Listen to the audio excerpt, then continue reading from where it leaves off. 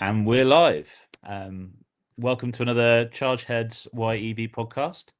And albeit we are on a skeleton crew this week with Tim out on family business and Kevin out on another one of his on another one of his EV adventures. So just me this evening. Although you don't have to listen to an hour of just my conversation, because we have two guests with us. We have Chris Hazell and Jerome Andre from Felton joining us this week to discuss some of what they're working on. So thank you for joining us this evening. Thanks. Hello. As always, we're going to be taking questions throughout the show. So if you've got any queries for the guys, pop them in the comments, and we'll kind of address those as we work our way through the conversation. So, but yeah, I guess as a start point, introduce yourselves, guys. I mean, what was your background and kind of how did you get into the EV space? What is it that sort of caught your attention about about this transition, and how did you get into it? Jerome, you can go first. All right. Because I talk on for ages and lots of people heard my stories, but you're an interesting one and you've done a lot in this industry and not just with Felton. So I have a deep ICE background, being in a media part of things in the car world, from television, print magazine, and more recently YouTube. And then about 10 years ago, more than 10 years ago, I started getting interested by EVs and what could be done with them. Obviously, back then you pretty much could only buy a Tesla or a Nissan Leaf, and I got really interested into them, even though I was coming from the big V8 world. And as soon as you try an EV with all the performance, the torque, you don't even think about big V8s anymore. You just want to think everything EV. So that's how I got into EVs, just testing performance Teslas, and then meeting everyone in the industry on the OEM level first, and in a nutshell, then training tech in the EV world, also for Stellantis and other companies in France, in the UK. And at the same time, obviously, EV conversion was becoming a thing in Europe, in the US, and in the UK. But 4 years ago, we launched EV Builder's Guide in the US, which is a print magazine. Imagine that. So most people don't even know what print magazine is. So that's a magazine that comes out 4 times a year. Again, 4 years ago, we started this. And there's even a spin-off, which is Tesla Trends. Yeah. So a lot of EV stuff, from converted to electric classic to fully modified Teslas. And about 3 years ago, I met Chris doing a big story on one of his build. And then I discovered how big zero EV back then. It was zero EV. And Chris and his team were.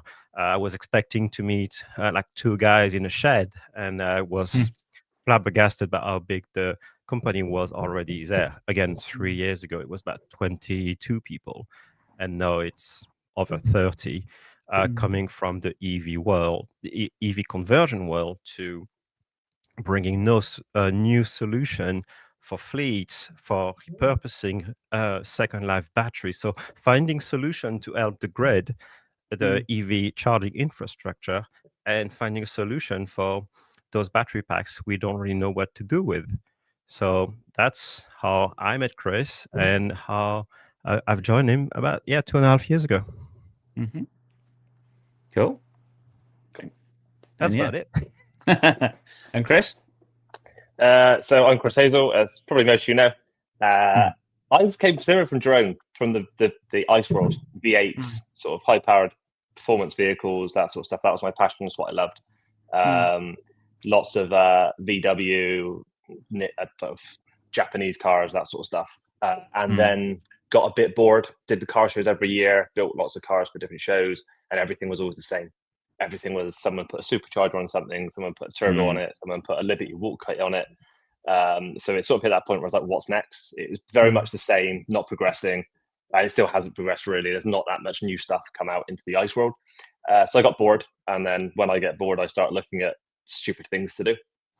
At which point I sort of found the open source community, which is Open Inverter. So Johanna, Damien, Kevin Sharp back then, and really started getting into it. Built a split screen camper van with Kevin, And then I built my R32 Skyline electric, which was my first build, which led on then to starting Zero EV with my business partner Alex, and it just grew from there.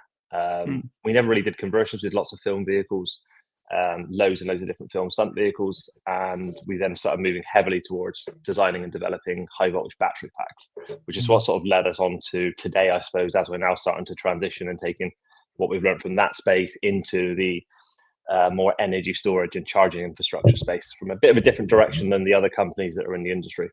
I was going to say it's interesting, kind of with the conversion side, and also the kind of the custom side as well. I mean, having been in it for that long, you guys must have seen quite a kind of a change in terms of the technology and kind of the attitudes towards the technology. Is it starting to kind of, how are people sort of responding to it, and how much is the technology kind of coming on from like an accessibility point, or a kind of, is it getting easier and more affordable for people to do these conversions?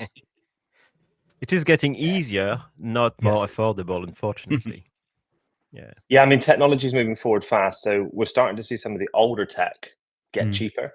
But everyone always wants, if you're going to spend that sort of money doing a build, you always want new tech. So unfortunately, you're always chasing the next best thing, the next energy density, the next power delivery.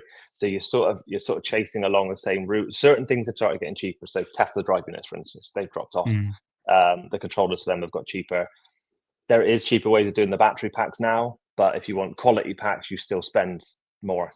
And what we have seen, unfortunately, in the OEM world, they've started building the OEM packs now, so they can't really be taken apart.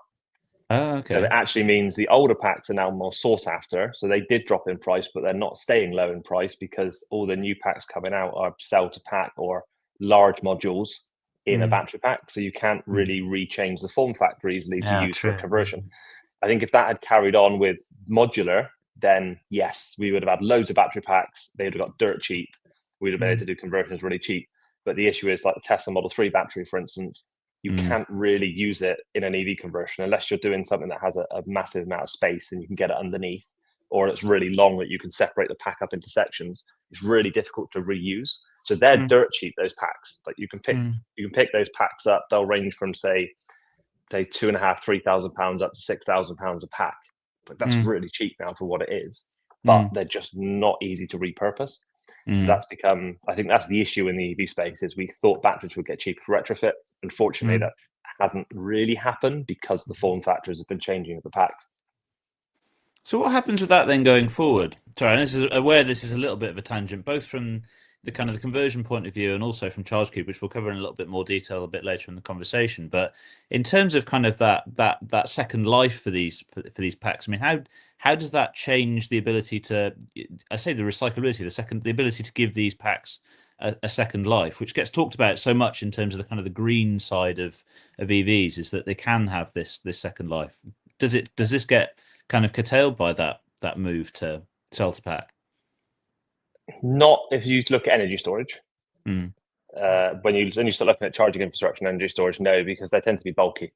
They tend to be big, so they tend to be easy to put into containers or up against walls of buildings and that sort of stuff. So it should not affect the reuse for energy storage, but it massively affects the reuse for other things like reforming them for other uses. But the key thing is, I think with the energy storage, as being drone we've worked out now, is keeping them in their original form factor is actually key, because it means you maintain all of the UN 38.3 and all the testing that the OEMs have done. So it's a very safe pack designed, for shock, fire, impact, all those things that the OEMs tested it for. So it actually makes sense to maintain that original case. Okay, so we've had a couple of questions going. Just gonna make sure I do this on the right. And Alex, before we go to those questions, earlier I was saying it's easier than ever to convert classic cars because several companies are offering bolt-on systems, universal system, but also model-specific bolt-on systems. But again, unfortunately, they are not getting any cheaper. But like we have like specialists in the UK, such as say Barnaby at Electric Car Converts. He only does Land Rover Defenders, for instance, and with his teams they can do a conversion in a matter of days. Like they do several Defenders per month, which is really, really quick in the EV conversion world. Same thing in the US with other specialists. You have Jack's Garage in London. They do conversion of classic Volkswagen buses. Same thing. Once you have a system and you focus on one platform, you can be very efficient, and you grow a business by repeating the same installation, and you become the best at it. Does that mean, do you think, kind of going forward, that there might be a market then for kind of off the shelf, more kind of off the shelf conversion packs, that it might end up being sort of more diverse in terms of, some builds maybe using kind of what the kind of the modular packs that are available, but there might be more of a kind of a market for a bit like, I guess, like fuel cells in the traditional world, as in not hydrogen fuel cells, but the kind of like you get kind of a standardized fuel cell type system in a racing car or so. I think what actually happened was, because of the DVLA issues in the UK, it made it very difficult to do retrofit. Obviously, the new rules have now just come out, and actually it looks very promising reading through them. It looks like it's now an awful lot easier to register an EV conversion. So that may now allow the market to open up. The issue we saw, because there wasn't any standards at all, or there was no easy way to register, it stopped investment into the industry. So obviously, if you turn around to an investor and go, we're going to build kits to bolt into cars, and they go, well, how do you register them electric? And you go, well, sometimes the DVLA say yes, sometimes they say no. It depends on the person you get on the day as to whether they like what you've done or they haven't. And if anyone's modified the car before it was even converted, and they go, right, so actually we're not certain how that's going to happen. So suddenly no one puts money into the industry because there's no route to market. Now with the new changes, it has made it a lot easier to register an EV electric as converted. So we may now start to see more uptake of this, because the hurdles that were there from the DVLA side of things have now been removed, or very much removed. There still needs to be some standards implemented, but from a conversion point of view, it's now got a lot easier. So I'm hoping we'll start seeing some recovery in that space and a bit more of an uptake. I guess it's all economies of scale, isn't it? I suppose once you have a kind of a standard form factor for a module that you could kind of stack or put into different vehicles, you can have something that you could fit into a Porsche, or you might fit into a you're just creating that market for it, isn't it? So okay. Now I'm figuring out how to operate. For those, this is my first time operating the back office system of the Chargeheads system. So getting all of this as it comes along. So Commuter Branch Line, welcome on board. Commuter Branch Line says Chris has a big shed, lol. So I'm assuming that's somebody who must have visited at some point. It's an old cow barn, or a couple of old cow barns, shall we say, not just one anymore. And there's an awful lot there, a lot going on. Sean says yes, lol, we all came from those V8s. Yes, it's I think it's interesting, isn't it? I think there seems to be a move towards kind of people being that bit more open-minded and seeing the potential in it. I mean, I'm starting to find people I've known for ages who are into cars are kind of, even if they've not actually got into it completely yet, they appreciate the technology and kind of starting to see the potential in it. So a lot of it is the cost side of things, isn't it, at the moment, and just kind of overcoming that. So Dean says, have you seen the YouTube channel Battery Man? He has a Model 3 battery hung on his wall for use with his solar system. No, I haven't seen that one. I have. So is that we've actually got another customer. Yeah, another person we're working with recently has just done the same thing. So they've taken I think it's a SunSync inverter and then a Model 3 pack on the wall. And then there's some open source tech out there of how to power up the Model 3 pack and shut the contactors. It's not that advanced yet in that it doesn't do all the safety systems and the fault stuff, but it's a basic level. It works. We have developed a full controller for the Model 3 pack to bring it live and come online, but we just haven't released it publicly yet because we're trying to work out the liability issue. If someone takes our controller, puts a pack on the wall in their house, it's sort of like, do we really want to have that on our shoulders as a company? But that would enable a lot of uptake of people taking a Model 3 pack, taking an off-the-shelf inverter, putting a simple controller on it, and then building their own Powerwall at home. And most of those Model 3 packs are like 78 or 79 kilowatt hours. So it's a big old pack to put on the wall. That's a good week's worth of power, isn't it? That? Yeah. So, wow. Yeah, because it's about 10 days, isn't it? So, yeah. Commuter Branch Line again. It's a shame prices on battery on it's a shame prices on recycled batteries are increasing. I'd love to buy an energy cube to power my home and our 6 EVs. I just can't front up the 60 to 100k to make it happen. I think realistically, you're probably down more like 15 or less. Oh, okay. If you buy a Model 3 pack, buy a controller, buy an inverter, you're probably less than that realistically. It's something we've been looking at heavily. It's just the liabilities of the issue. Because you're putting a used battery pack in the house. So suddenly, how does your insurance company insure that? That's always been the problem for a company to release a product. Has been it's a used battery pack. So how do you cope on liability with it? So I'm not. Yeah, it's something we're looking at the moment, but it should be way cheaper. And if you buy the energy cheap at night, then as well on off peak and use it in the day, you'll potentially slowly pay that back as well over a period of time. I mean, is that something where maybe different chemistries might come into it? I mean, with things like LFP becoming more common, definitely, might it be something where there's a kind of an insurance risk based on? I mean, not wanting to imply fire risks with batteries, but and kind of feed into that. But obviously, there are different risks, aren't there, with different chemistries? So whether that becomes something that's considered within it. So yeah. Okay, commuter branch line again. You're on, Chris. I'll put mine in a shed at the bottom of my garden away from anyone. That might be the way to do it.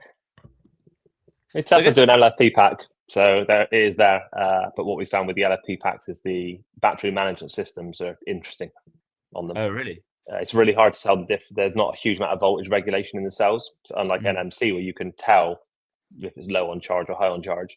LFP, the voltage is very similar across the board, so you have to actually count the kilowatts in and kilowatts out of the battery pack to make sure you know if it's full or not. So that's become more difficult with those packs that we're finding, but we're getting there now. Yeah, it's all experience and kind of getting access to the packs and stuff, isn't it? And everything changes. So every few years there's kind of something new coming into all the different manufacturers and all the different products that are coming along. So commuter branch line says I would try and source an LFP battery. So yeah, it's probably a sensible way to do it. Yeah. Sean says should look at developing a small outside metal shed to house the battery. Yeah, as we were saying, outside to avoid those risks. That might be the way of doing it. There are restrictions in terms of I've got a few friends I haven't taken the leap here. Who've got solar and battery storage. And there are restrictions, aren't there, in terms of where you can. And we've got rafters in the garage here that would be probably ideal for sticking a pack in, but there's more. The restrictions of kind of for home batteries. There are restrictions in terms of you can't have them under the stairs and things like that. Or well, people are also putting them in their lofts, and then lofts get really hot. So if there was an issue then with the power electronics and something happened, you've then got a battery pack falling through the ceiling. And if you go and have an issue with a battery pack under your stairs, suddenly that's an exit to get out of the second floor of your house. So it's just common sense, I suppose.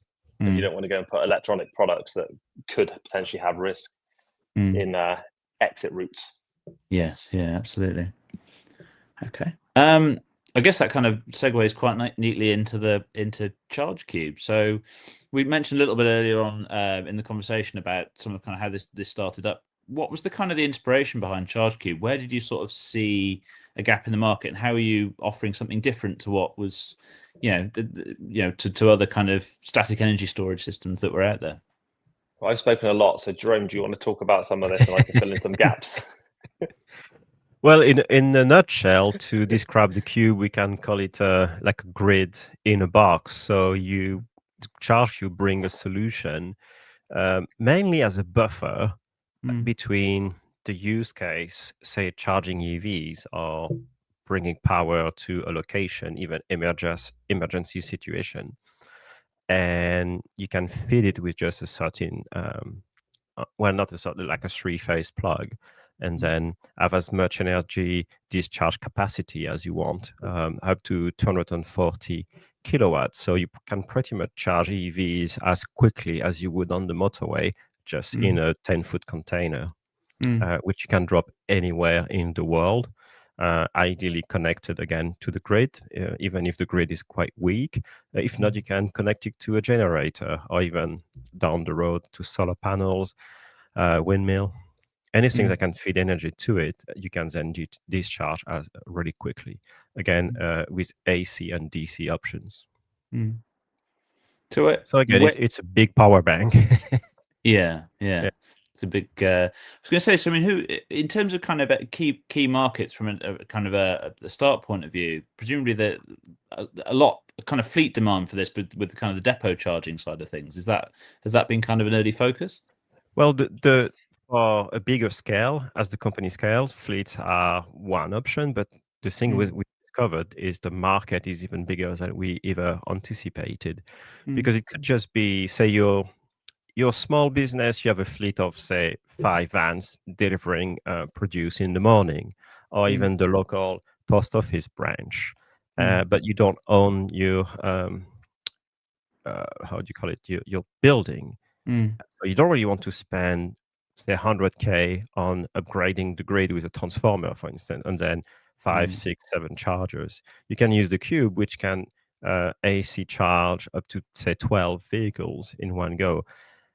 So in 3 years, for instance, you want to move to bigger location, you move with the Qube, or you can lease the Qube. So if you're using a location for the next, say, 18 months, you don't want to spend the money on chargers and, again, upgrading the infrastructure.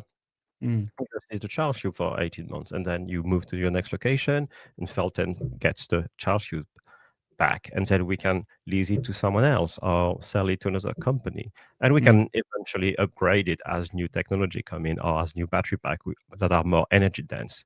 We can then offer it down the line. So do you offer it both as a service and also kind of the option to kind of buy it outright then? Yeah.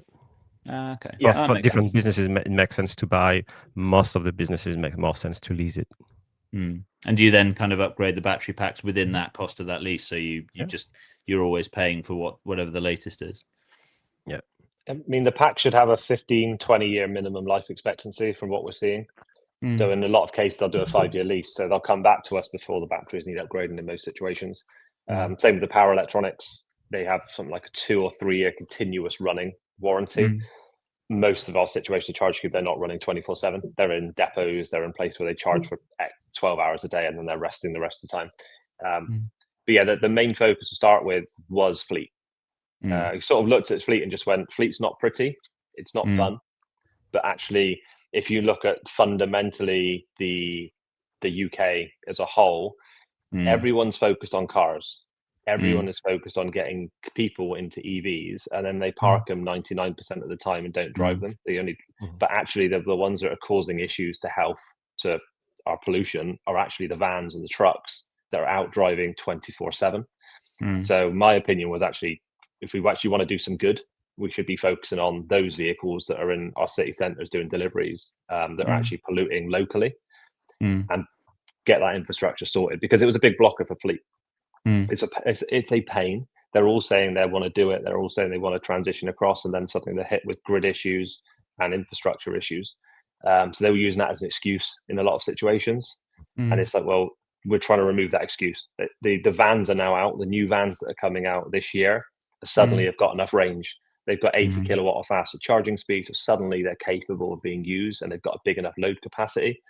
So suddenly there's no excuse on the van side now. So it's actually, what's the next barrier? And it was infrastructure, and making that as easy as possible and accessible as possible for people.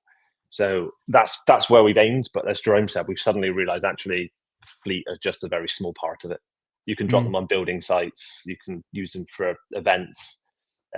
We've got the large cube, which everyone's seen, the 10-foot one, but we've actually got the ChargeQube Squared coming out now, which is the size of a Euro pallet. It's 100 kilowatt hours, stackable. So you can go up to 200 kilowatt hours, and there's a power module that drops on top, which we do a mix match of deliverables. So we basically have that now with this little module, which you can either do, say, 32 amp 3-phase in and 2 32 amp 3-phase out. So it can be used as a buffer, or it can do 120 kilowatt DC rapid charging output.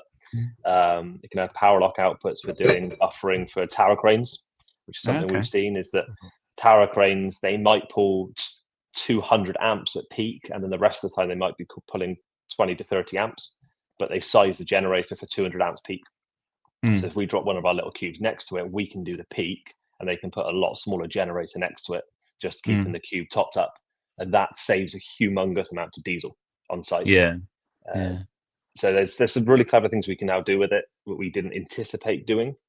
but we've kept it really modular, so we can chop and change the design. If you see the inside of it, there's basically a server rack inside, and we've just got loads of different power modules, so we can do a mix match of different AC modules, different DC modules. So depending on what someone wants, just depends on which modules we fit.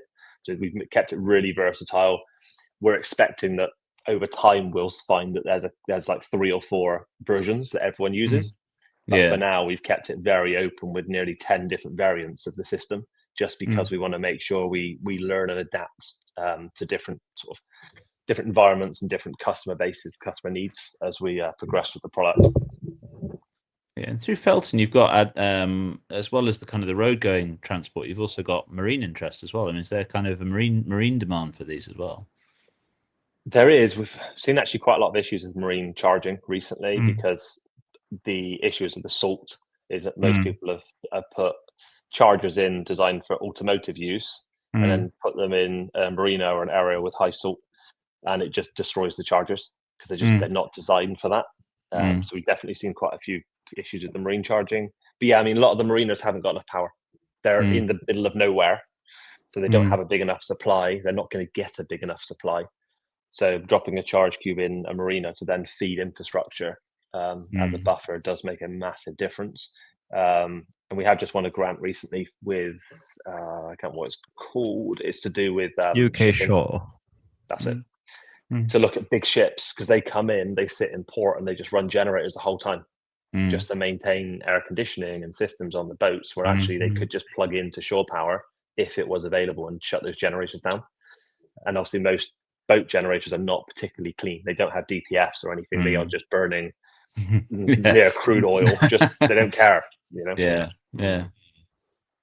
Yeah, that's interesting. So how quickly can you get set up then? I mean, and how might that compare to, say, having an upgraded grid connection? Well, the Charge Qube itself, the Charge Qube itself, you can drop off, and we typically say within 2 hours it's ready. But it's only a matter of using a crane, dropping it off on wherever you want it, and then switching it on, and it's good to go. Yeah, it's good to go. Yeah.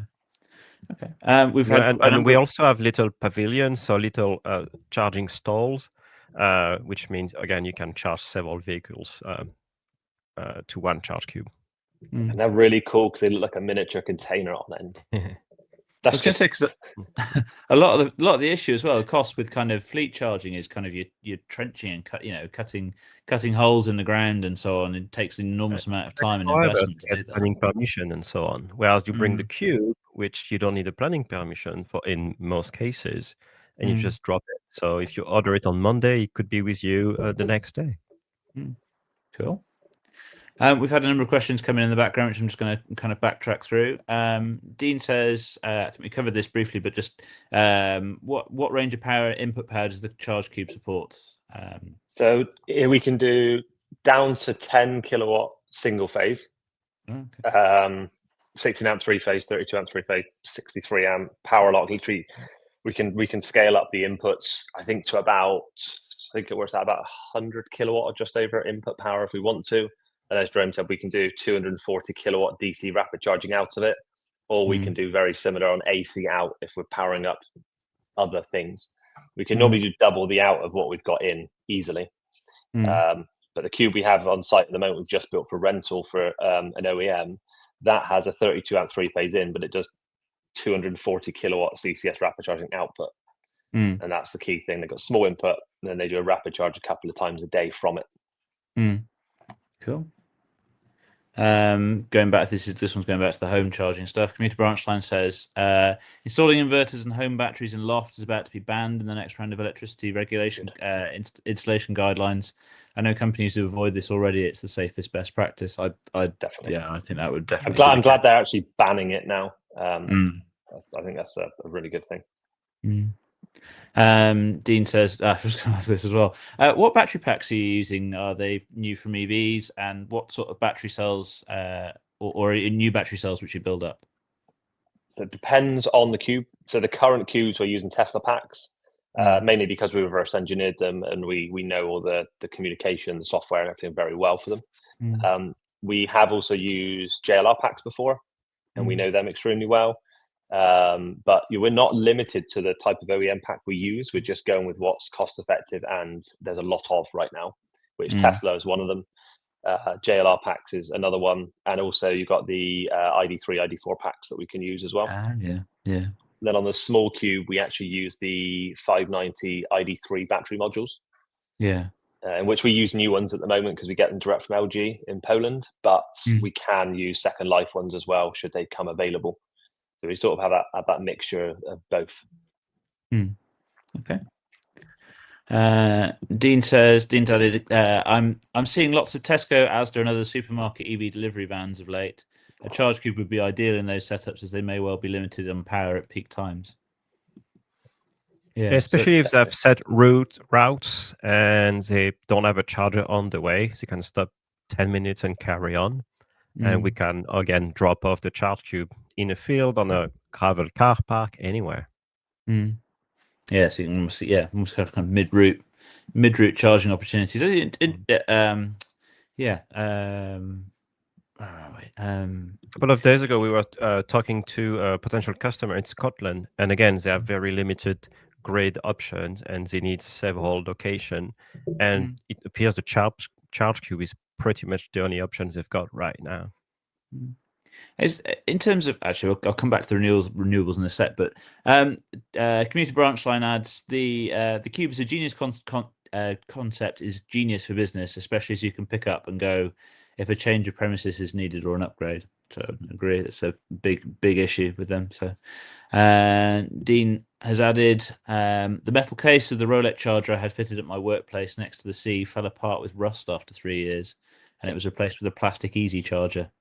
It's interesting when you kind of see that diversity, isn't it? The worst thing we've seen is because a lot of the power modules that sit in the CCS rapid chargers are air cooled, so they then draw mass amounts of air through them. And obviously, you go and put them in a sea environment, it's drawing salty air through the power electronics. Now they are coated, but it just basically destroys them extremely quickly within a year and a half. So a lot of people are going to liquid cooled units with like an AC system, but even that, it's just we've learned with Felton when we do battery packs for marine, and the learning curve has been steep. We're like, it's an automotive battery pack. It's like it is, but the amount of ingress you get, even if your looms are fully sealed like they would be in automotive, it's another level when it comes to marine. So we've had to go stainless steel and billet aluminum that's all anodized on all the casings, nothing steel. Everything stainless, nuts and bolts, fittings. It's just it's another world in marine. You just don't realize that this salt air just gets everywhere, just sort of destroys stuff. It's a fascinating market. I've written a little bit about marine stuff through, and it's kind of they're benefiting from the advances that we're getting in automotive, but also it's still, the gap, as you say, is still vast in terms of kind of how you deal with the batteries and how you manage them, and things like fire control and kind of venting if in the event of a fire. It's so complex in the marine sector. It really is. You can't just step off, really. So you're sort of stuck. And I think the other issue we found is that the use case is really different in marine. Someone gets in the boat, they just go full throttle a lot of the time. They either sit at a set speed or they just open throttle. And then they treat them differently. They might leave a boat plugged in, powered up for a month or 2 months, just there. So it's just like, it's crazy that most of the battery packs are designed for automotive, where they shut down every night, or they're on for like a day maybe, because you might get home, charge it, and then it shuts down. Marine, they could be on for weeks and weeks and weeks. So it's a completely different world. Which we've had a steep learning curve the last year, trying to get our head around that, software around it, all that stuff, just understanding all these different use cases, because it's very different than we anticipated when we got into it, definitely. And how about in terms of renewables, how can ChargeQube help? Some of the fleet use cases, I guess, particularly, but how can it help kind of incorporate renewables within that charging operation? Well, you can charge it. We're still working on it, but the whole plan is to use later down the line solar panels or windmills to power the second life batteries. So it's hard to find a better option for a renewable vision for the product. Even the containers, they are one-way shipping containers, so they've been used first, say from China to the UK, and then we use them. So they're brand new, but at least they've been used, and they are second life containers. But we always take it into consideration, and again, the best way to store energy is using second life battery packs. It just makes sense. The technology is already there. They're relatively inexpensive, and otherwise they just stay stored somewhere for the next few years before it becomes economically realistic to get the fundamental material from them. So let's use them for another 5-10 years, when then there is an easy option to repurpose the material. Okay, I have a couple more questions that are coming in the background. Lewis, I don't think I've seen you commenting on here before. Says I've saw an analysis of the distances ambulances do in Yorkshire, the largest ambulance service by area in England. None of them did more than 100 miles in a day, but I bet some of the depots will lack power. Yeah, they definitely do. We've actually been talking to NHS, but they seem to split into multiple boroughs all over the place. But we have been looking at doing priority charging for blue light services. So every vehicle has a meta tag when you plug it in. When you plug a vehicle in for the first time, it has a meta tag based on its charge controller, and you can then log that data. So theoretically, we can know which vehicle is plugged into which charger, and theory prioritize that vehicle if it's flagged on our system as a blue light vehicle. So we can make sure if we've got loads of vehicles on charge, we can prioritize charge going to that one faster than all the others. Yeah, especially for limiting at that point in time. Yeah, cool. I was going to say the ability, that sort of depot side of things, and kind of prioritizing, even not with emergency services vehicles, but the ability to kind of know what a vehicle might need during a typical duty cycle and so on, and kind of control. So is that something that that's within your product itself? Yeah, so we have a full cloud-based system that we've been developing in-house, all run on AWS. We have servers, and that does all that control. So we've also been looking at going, well, actually, most of these OEM vans, electric vans, you plug them in, they all just automatically go to 100%. Most Teslas and other vehicles cap at 80, and you have to tell it you want to go higher. But a lot of the fleet stuff just goes to full charge every single time, and you may not need that. So if you can go in and just adjust and say this vehicle only needs to go to 70 or 80% charge, it means that the battery lasts longer in the vehicle long term with less degradation. And what we're starting to see is the leasing companies are not just valuing the vehicle at end of life on mileage and condition, they're also starting to value it on battery pack state of health. That's interesting. Yeah. And more of us care about state of health of the battery when we buy a car. So it makes sense if you're buying a secondhand van or a secondhand, say, vehicle from a leasing company, you want to know the state of health of that battery, even if that car was at 200,000 miles, but the battery is, let's say, 85, 90%. You have a value on that. So if you can automatically cap that within the charging network you have control of, you're going to get a better value for that vehicle at end of life, or end of your service life, sort of thing. I was going to say that's only going to get, that data is only going to get easier to access now that it's kind of required by things like Euro 7. It's going to become inevitably going to become more of a part of that kind of, advertising that vehicle for sale, isn't it? That you kind of have that ability to have that battery report on it. Because we log everything. So we'll log, so say a company has a Charge Qube, we log the energy coming into the cube, but we also monitor the national grid. So we know when that energy comes in, how many grams of CO2 have been produced on that energy at that point in time. So we basically build a live carbon report. You can then do an export. In theory, once a month, you go on the hit a button and go, actually, how much carbon have we produced this month on the energy we brought into the cube? And that, that's then gone off into your vehicles. So we can store that data, which means carbon offset reporting and all the ESG stuff for bigger companies becomes really easy. And they spend a fortune on that. So they may go, this infrastructure is costing X amount to put a Charge Qube in, but actually they're also saving on their reporting because we generate the report data via our system on their behalf, which is quite an interesting thing.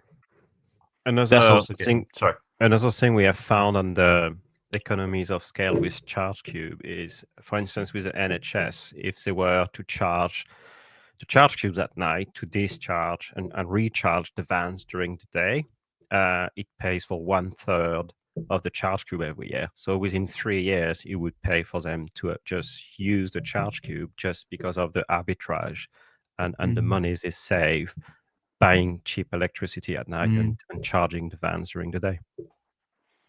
Yeah, and that's while we still wait for reform of the way that energy is billed in the UK. I guess that's going to be important as well. So, more questions coming. Where are we? Right, Dean says, what Type 2 and CCS charger manufacturers do you use with the ChargeQube, and is it by customer request or do you stick with one manufacturer? So currently Type 2, we've tried a couple. We're currently running Autel, just because we think they're a good quality product. They've got a nice screen on them. They already have contactless on them, and really good feedback data. We're not tied to that. It just, we wanted a really good quality, reliable charger. The Autel seems to do that. And that seems to be the go-to for a lot of companies. They're a little bit more expensive, but they work really well. But we're not tied to that. As long as it's a Type 2 charger that has OCPP natively is the key. We tried some in the past, but you have to have the charger connected to the cloud to do its communication, which doesn't work because we want to have the ChargeQube be able to run completely offline should it lose connection. So we like chargers that are natively. And then the CCS manufacturer, we are the CCS manufacturer. There isn't so we bring our own power modules in, which we buy in China, obviously, where everyone else does. So we buy the power module. We use something called a charge bike controller, which is a really industry known control unit. So we buy in a controller, we write the software for the controller. We then buy in the charge cables ourselves, so we can buy different spec charge cables depending on the customer's requirements. Some of them want liquid cooled cables that are really lightweight. Obviously, that adds a cost. So we look at that. So yeah, the charger itself, even the touchscreen, we do all the software, all the control on the touchscreen. So we do most of the CCS we do in-house, mainly because the cost we were getting quoted for CCS chargers was extortionate considering what they were. So we just brought that in-house, so we had control over the CCS charging. Plus, none of the chargers we could find would do what we want because we do DC direct to DC. So we go from the DC of the battery at 800 volts straight through a DC to the car. Yeah. Every DC charger we found out there did AC in, DC out. They weren't designed for doing DC to DC, which meant we'd have lost a lot of efficiency. So we ended up having, unfortunately, to have to do our own CCS charger to some level, which it's been a learning curve, but actually we're there now. It's working well. That's good. Okay. Commuter Branch Line says, regarding ambulances, emergency 2-person crewed ambulances spend a lot of time sitting outside hospitals waiting to hand over patients. Drop some cubes at emergency departments, space permitting. Yeah, definitely. Yeah. Especially with the small cubes. And you also, I guess, get tricky environments for major works as well, in terms of anything that involves interfering with electric, any infrastructure you've got on site or digging up roads and so on. Hospitals are tricky places to do that work as well. So yeah, definitely. You mentioned a little bit about battery health, vehicle battery health, and kind of what you were monitoring before. I mean, when you're selecting batteries, do you kind of have a minimum state of health, or how do you select batteries that are suitable for it? So far, we've not come across any that are below, I think it's 88%. I've not come across one yet, not yet.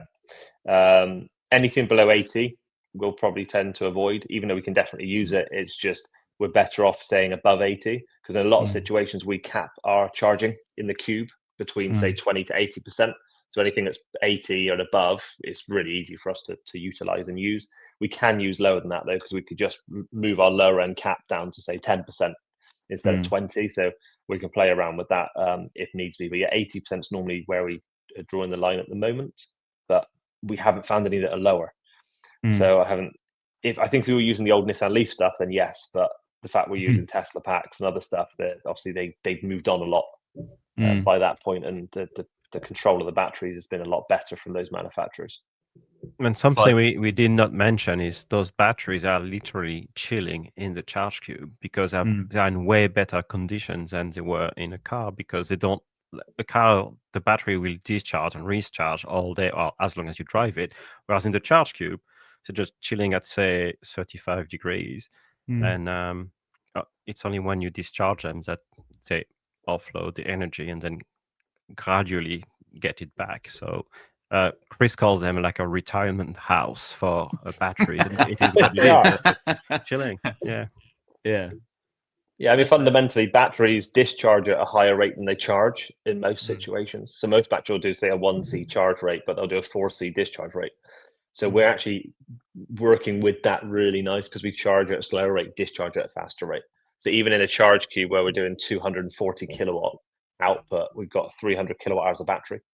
So we're not even anywhere near the peak output of the battery. So they do have a very, very easy life. That's interesting. So it's interesting what you say about the lack of loss. It kind of goes against that, and also the fact that they've got this second life kind of goes against some of the kind of the key criticisms that you hear from the naysayers, doesn't it? When you know, oh, you'll need a new battery in however many years. It's interesting sort of seeing that based on what you're seeing, then they're nowhere near even the kind of the warranty levels. They're kind of not even halfway down towards that. Yeah. And we're seeing a lot of these leasing companies, some of them have got Teslas on well over 150,000 miles plus. And chatting to them, they're like, if this was an ICE vehicle, we'd have removed it from the customer way before that. But because they're an EV, they can actually keep them out for longer and use them for longer. Yeah, it's really promising. Couple more questions. Well, one more question. Commuter Branch Line says, my local hospital had a couple of Tesla Megapacks installed last summer. We found out as they had to close a main road to crane them into place. It's probably still less disruptive, I guess, than actually digging up the road. So, a step in the right direction. So, in terms then, looking beyond fleets, then obviously there's issues in terms of getting power, I guess, to sort of the public chargers and home charge. Where do you kind of look in terms of kind of looking at kind of your traditional sort of private motorists, your sort of retail customer base? What sort of market do you see and potential do you see in terms of how ChargeQube might support, wider kind of public charging infrastructure or home installations and so on? How does that kind of fit into the product? Home we'll always avoid because there's too much competition at home.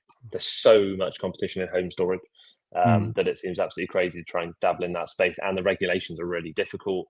And you're using second life batteries, so how do you warrant second life batteries? It's really difficult. Maybe once battery passports come in next year or so, that may get easier, but until that point, I think it's very, very difficult.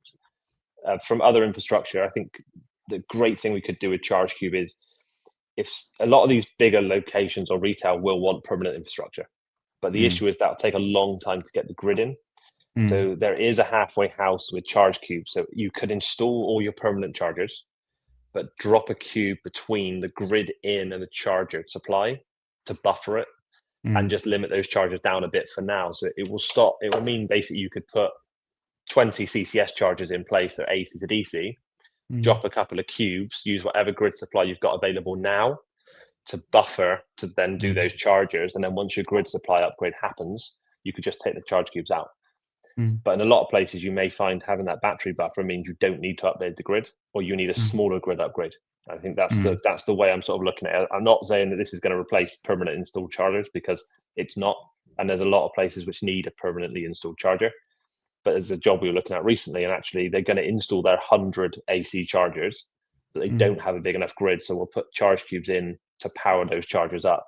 And then they're going to fill the charge cubes up overnight when the offices are turned off, because the offices don't draw power at the night time, or the drip draw a lot less. So we'll charge up throughout the night, and then they've got enough power throughout the day to run the offices as well as all their chargers, because they buffered it with batteries. So I think there's a way of doing it there where it's more of an energy storage system rather than just infrastructure.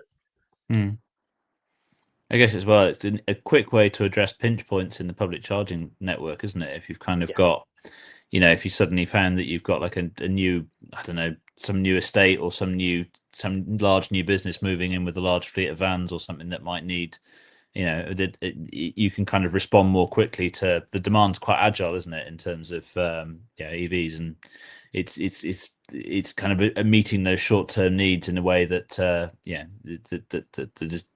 can get the infrastructure in really quickly. So right, I'm going back through these. We've got a few more questions that are coming in the background. So Dean says, I think that's why my first why I wrecked my first Nissan Leaf battery, a 24 kilowatt hour pack. I was driving it quite aggressively with a laughing emoji, 70 to 80 mile an hour bursts along the motorway and easily hitting 3 to 4 degrees C discharge rates. That is quite an aggressive driving style for something like the Leaf. It's certainly not something that provokes those sorts of yeah. And then Dean adds, even though it never overheated and I hardly ever rapid charged it. So commuter branch line. What about local taxi or delivery companies wishing to support the electrification of their fleets? Could Qube help? Yeah, that's the same. It's fleet infrastructure, isn't it? Quick deployment into fleet locations. Taxi ranks is another interesting one, depending on where the taxi rank is, I suppose, and what you could put into them. One thing we have potentially looked at is doing hubs which are owned and managed by a couple of companies. So maybe it's a couple of delivery companies that all do certain routes, and they've got a hotspot where actually, if they had infrastructure there just for them, they'd all use it. So that's one thing to look at, of how do we do that. But I think that's going to probably come down to us talking to these companies and us owning that site and managing that site for them, rather than trying to get them all to play nice. Might be a bit of a nightmare, but having potentially locked down locations for those delivery vehicles only to charge at could be quite a good thing to do. Okay. And Lewis says, GridServe for putting in HVO generators at moto services where they had to wait for a grid connection. This would be a great bridging solution instead. Absolutely, yeah.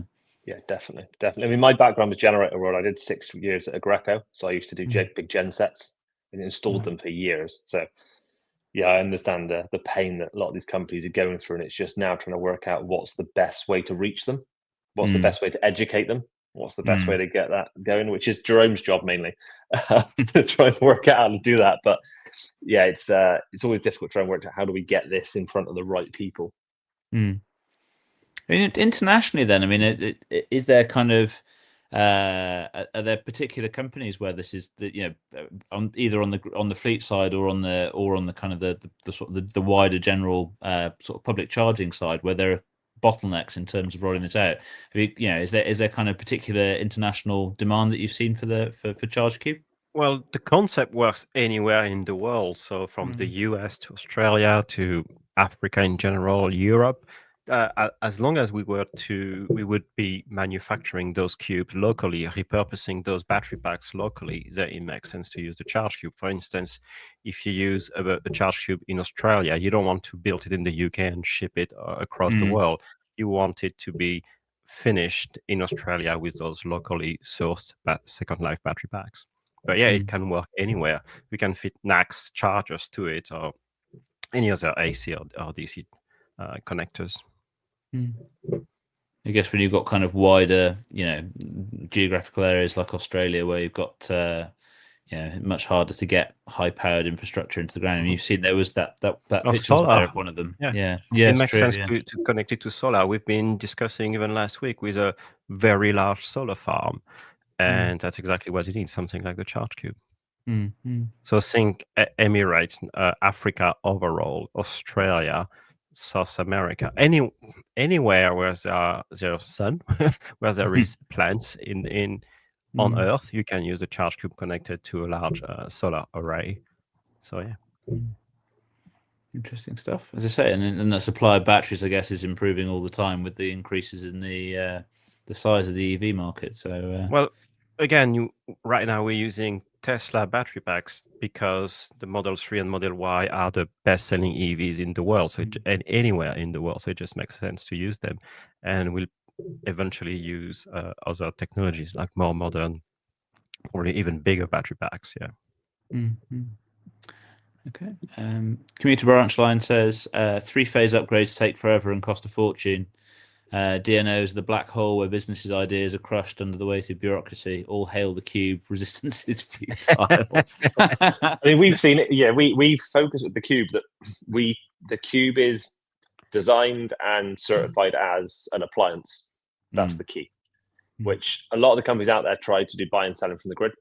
The issue is DNO becomes a nightmare because you have to do all your applications.